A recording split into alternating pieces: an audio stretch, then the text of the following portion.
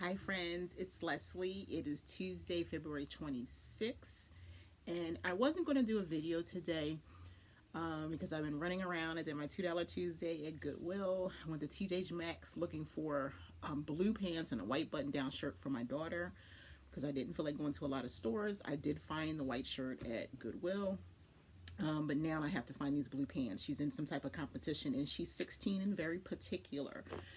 And so I'm going to have to wait until she comes home so that she can go with me. Anyway, I wanted to talk today about something I saw on Instagram yesterday. And it is relative to what we are doing as resellers, in the sense that there are part-time resellers, there are full-time resellers, and there's hobbyists. And regardless if you're a reseller or what kind of business you're in, you're important no matter what. Don't want to get too deep into what it was about, but it was like, how people talk about don't be in a hurry to become full-time. What's wrong with having a full-time job and being part-time in a business? And I don't find anything wrong with that. I worked full-time for many years, and I had two part-time businesses. I had a dessert business and I had a crochet design business. And that meant crochet design may not seem like a big deal, but I had a big store on Etsy. I sold on Facebook. And then the year that the Women's March, I sold almost $20,000 worth of hats. I had to hire staff to help me, and I had to file taxes. So sometimes, and I was going to work every day. So I had to come home, crochet, organize my staff, get up and go to work. I was a lunch lady, so had to be to work at 6 o'clock, 6:30 in the mornings.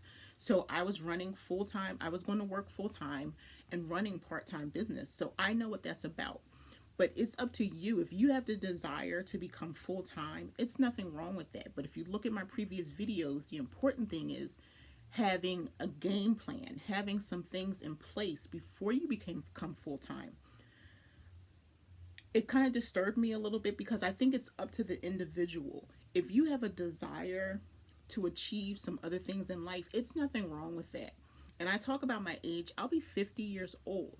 I've been working since I was 14 years old. And to some people, I mean, I was working. My mother was very strict. I had younger siblings, and I started working at 14. And not only did I work, I had to contribute to my household at 14. My first paycheck, I went to the store, bought myself some sneakers, and I came home and my mother's like, well, where's your money? And I was like, well, I spent some of it. She was not happy. And I was thinking that, the goal for me was to learn some responsibility, but no. It's a whole story in itself. And the same thing when I was 16. At 16, I was paying my mother rent. I was buying all my own clothes. I did eventually move out at 16. I moved in with my grandparents. But I have been working for a very, very long time. The little gap I had staying home with my children was really a reprieve from me. But I've been working corporate. I've worked in bakeries, cafes. I've been a manager. And I got to the point that I was tired. And there's nothing wrong with being tired. It's nothing wrong with having goals. It's nothing wrong with having a desire to have a business of your own. And it's nothing wrong with being part-time.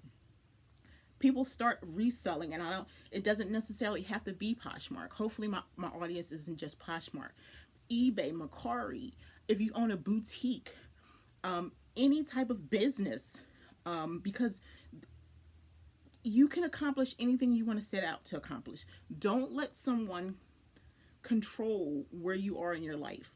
Don't let something that someone says control. That's why if you look at my videos, I do encourage you, the one that I talked about, what you have to do to prepare to become full-time.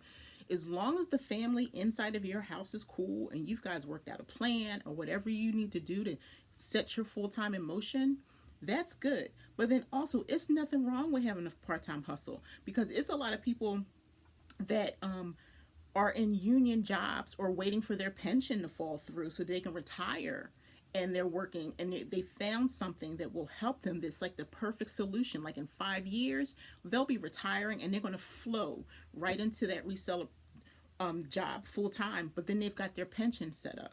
So if you want to work your business part-time, work your business part-time. If you want to just do it as a hobby to make some extra money, do that. And if you want to be full-time, there's nothing wrong with that.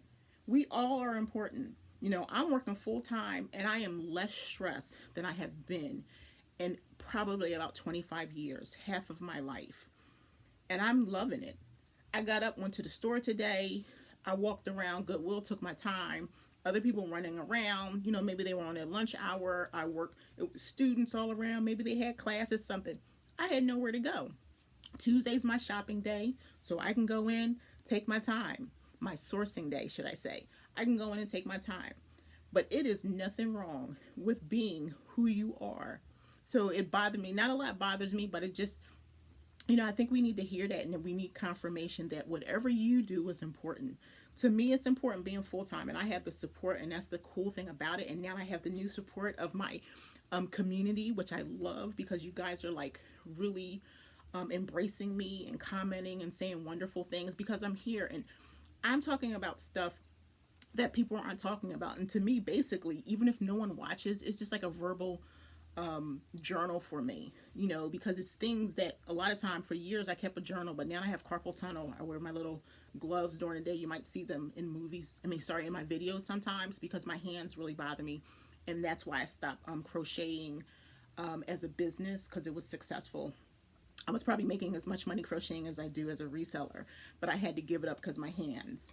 But now these videos are my verbal journal, and I love the fact that you're coming on the journey with me, and then we're learning together. But we need somebody to have our back, and I have your back. I've gotten people who comment. I have a lot of new friends. I love you guys. I really appreciate you so much for watching my videos, for watching this regular lady from, Philly. I'm sorry, I live in Delaware, but I'm a Philly girl through and through. That's right. Eagles, Phillies, Flyers. That's who I am. Rocky, Rocky, when I was a kid, that was the movie, man. Sitting in the drive-in going to see Rocky, the first Rocky. So if I'm dating myself, yes, that's okay. I'm Philly proud. So when people look, we went to Vegas 2 years ago, and they were like, "Where are you from?" I was like, "Philly." I'm about where you're from, not where you're at. So if you're good about embracing, I was like, "Yeah, I live in Delaware, but I'm from Philly." Yes, my husband's from New Jersey, from Jersey. But yes, so I'm a little crazy. I just ate some lunch, so now I'm a little full and just want to move around a little bit so that I can work off some of my lunch. But again, really what this video was about, just don't listen to the roaring crowd. Don't listen to the outside crowd. Don't listen to your family going, okay, when are you going to give this thing up? If it's something that you're doing and you feel good about. And also, just really, really quick, if you're not making sales, just do what you can. Look at my videos, go through Poshmark and look at all their rules and everything, their guideline and how to make sales and things. Watch other people's YouTube videos. That's how I got started. I watched people's YouTube videos because I didn't really know. I wanted to really get in deep and find out how I can make a business out of this to become full-time. I looked at people who have eBay, talk about eBay. When I started on Macari, I went on, I didn't find a lot because it's a little bit new. I sell on Depop. I was listening to they started off in the UK, so it's a lot of videos that I watch of young people who are over in Europe and England and China, all over. So that's the way that you educate yourself. If you're not making sales, because I want you to make sales. I have people sending me message. I want you to make sales. It's not a lot I can do in terms of helping you make your sales. I can only encourage you, and I can look at your closets, and I get so many people sending me messages.